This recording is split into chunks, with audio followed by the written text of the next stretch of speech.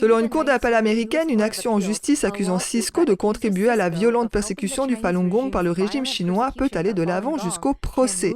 Le Falun Gong est un groupe religieux lourdement persécuté en Chine depuis 1999.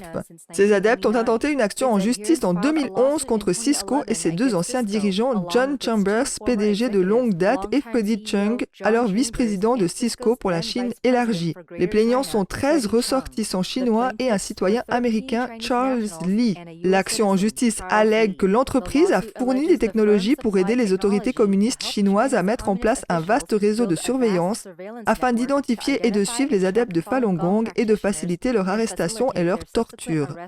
Le 7 juillet, la Cour d'appel fédérale a estimé que les allégations des plaignants étaient suffisantes pour que l'affaire soit poursuivie, annulant ainsi une décision de 2014 d'un tribunal de district inférieur qui avait rejeté l'affaire. Dans son avis rétablissant l'action en justice, la juge Marsha Berdin a écrit « Nous concluons que les allégations des plaignants considérées comme vraies sont suffisantes pour fonder une plainte plausible selon laquelle Cisco a fourni une assistance technique essentielle au Duzhang du Falun Gong en sachant que les violations du droit international que sont la torture, la détention arbitraire, les disparitions et les exécutions extrajudiciaires risquaient fort de se produire.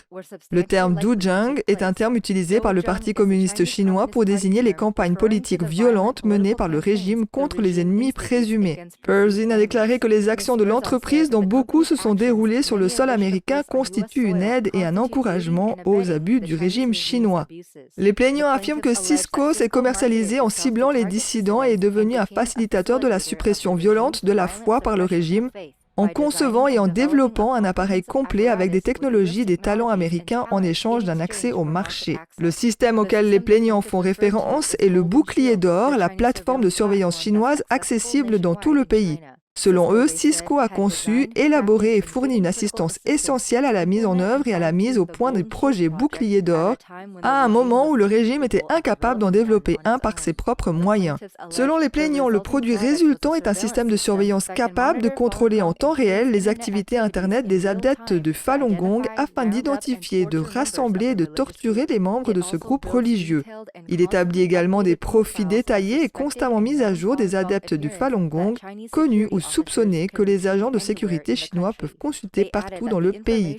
Ils ont ajouté que ces informations, y compris la localisation, la famille et les contacts, aidaient le régime à rassembler les adeptes et à les contraindre à renoncer à leur foi. Le juge Morgan Christen, qui avait exprimé son désaccord, disait « Je vois plusieurs raisons valables de refuser de reconnaître une voie de recours pour avoir aidé et encouragé les actes allégués dans la plainte, et je suis profondément préoccupé par les conséquences pratiques de permettre aux plaintes des plaignants d'aller de l'avant sans écho des branches politiques. » Le plaignant de nationalité américaine, Charles Lee, a déclaré avoir été arrêté en 2003 pour avoir pratiqué le Falun Gong en Chine. Il a déclaré avoir été battu, privé de sommeil et de nourriture et menotté dans des positions douloureuses pendant les 3 années qui a duré sa peine d'emprisonnement. Lorsqu'il a finalement été libéré en 2006, il a également été expulsé de Chine.